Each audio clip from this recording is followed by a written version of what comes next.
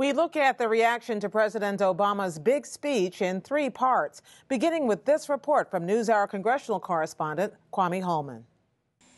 The president was on the move early this morning, taking his State of the Union theme of economic fairness on the road. First stop, Cedar Rapids, Iowa. There's no reason why we can't restore that basic American promise that if you work hard, you can do well. You know, America's not about handouts. America's about earning everything you've got. And I know that if we work together and in common purpose, we can build an economy that gives everybody a fair shot. We can meet this challenge. Back in Washington, members of the U.S. House today were talking about what was and was not in the speech.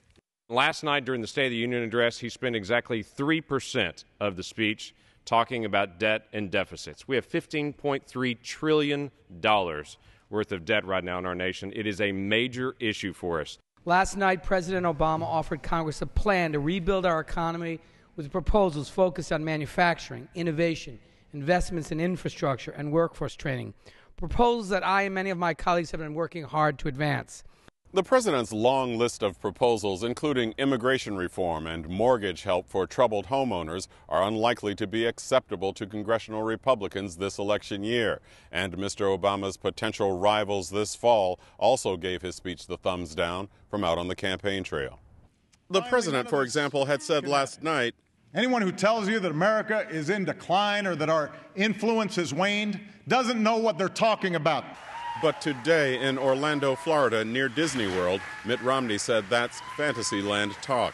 If you really think that things are going well in this country, that we're on the right track, and that his policies are working, you ought to vote for him. But I think on that basis, if we ask the American people if they think things are going well or not so well, and he wants to get the votes of those who think it's going well, he's not going to be president very long. Romney's rival Newt Gingrich took on the president's tax plan, campaigning in Miami. He had a very clever political promise that we ought to make sure that everybody who earns $1 million pays at least 30% taxes, which sounds terrific on the surface. It is perfectly classic left-wing demagoguery. It would affect the creation of jobs. It would drive capital out of the United States. It would, in fact, force people to invest overseas. Back in Washington, the Senate's Democratic Majority Leader, Harry Reid, insisted Republican leaders aren't speaking for their followers. The only people in the country, the only Republicans in the country that don't support that are people in the Congress, Republicans in the Congress. Republicans think it's a fair thing to do in the country out there, that the rich should contribute a little bit to the problems we have in this country. As the debate cranks up, President Obama will stay on the road tonight, leaving snowy Iowa for Arizona on a 3-day tour of 5 battleground states.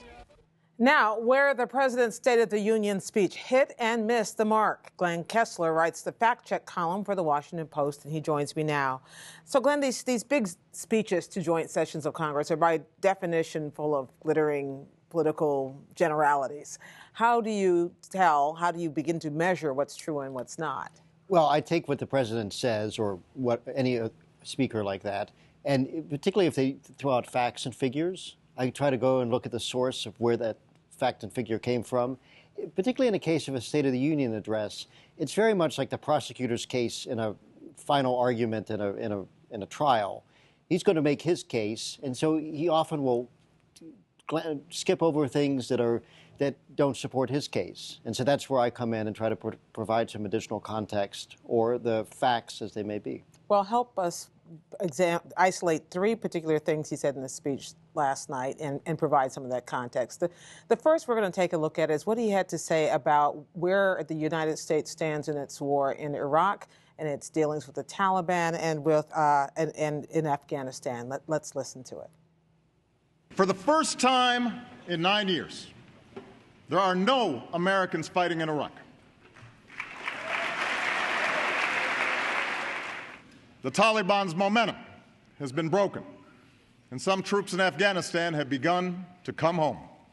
He also said that Osama bin Laden is dead, something which is clearly true and something which he mentioned at the beginning and at the end of his speech. But as you parse just that part where he talked about Afghanistan, the Taliban, and Iraq, what's right and what's kind of right?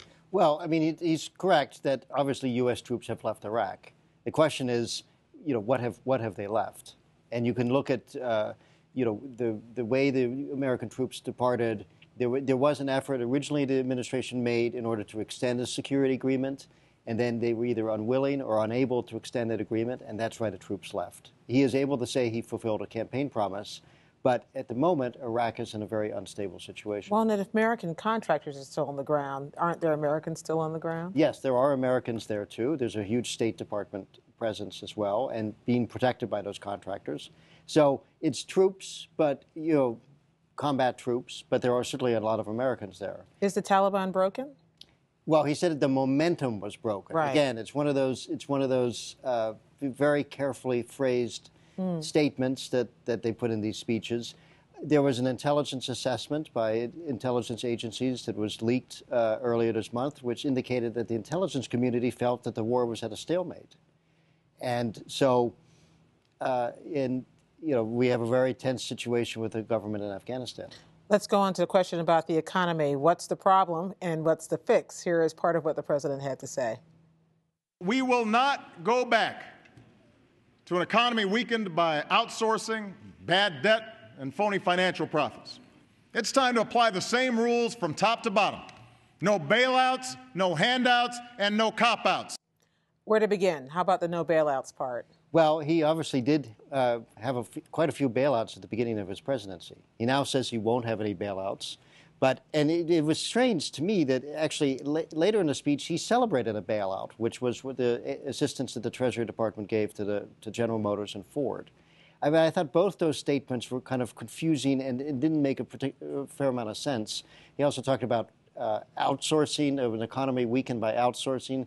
It's unclear how much the U.S. economy was economic crisis occurred because of outsourcing or what President Obama has done about it. And do we know what he was talking about when he said phony financial profits? That is a bit of a mystery to me. Okay, let's move on to the third one, because one of the central arguments he's been making, and he had Warren Buffett's secretary in the First Lady's box last night at the State of the Union, is that there are people, middle-class people, who are paying less in taxes than multimillionaires like Warren Buffett. This is what he said. Right now, because of loopholes and shelters in the tax code, a quarter of all millionaires pay lower tax rates than millions of middle-class households. I want to ask you about that, but I want to correct one thing. It wasn't Ford that got bailout. It was Chrysler that got the bailout money. Ford actually passed up on the money. Right, but exactly. We just want to clear that up. But let's go back to talking about it. Is it true that people who are middle class are paying less in taxes than their millionaire bosses? Yes, there are obviously some examples of that. The examples that I've found are few and far between. He gave that statistic there. He said 1/4 of millionaires. What that means is, if you look at the data, that's 94,000 millionaires versus tens of millions of ordinary Americans. Now, there are, in general, the same data will show that on average, people that earn more than $1 million pay on average about 30% of their income in taxes. So he's taking a small example and making a political case out of it. But the way he makes that statement, it sounds like it's a bigger problem than it really is. More sweeping than it is. So one of the other things the president does at these speeches is he says, we will do this, we will do that. But he was speaking to a famously divided Congress. To what degree can the president accomplish some of the things he laid out last night without any kind of legislative buy-in? Well, bipartisan legislative buy-in. Many of those things will require legislative action. And so it's a kind of a call to arms for his political supporters. I went back and looked at how successful he was in implementing his ideas in the 2011 State of the Union, and it was a pretty meager record. Many of the things he proposed were never enacted into law. For example? I didn't mean to put you on the spot, sorry. Go look at my column. I had little X's and checks there. Okay. But to be fair to him, is that I also looked at it in 2010, a year ago, and he had a phenomenal success record then. Virtually everything he said he was going to do actually passed into law, but that's because it was a Democratic-controlled Congress. Funny how that changes. Well, Glenn Kessler, thank you very much. You're welcome.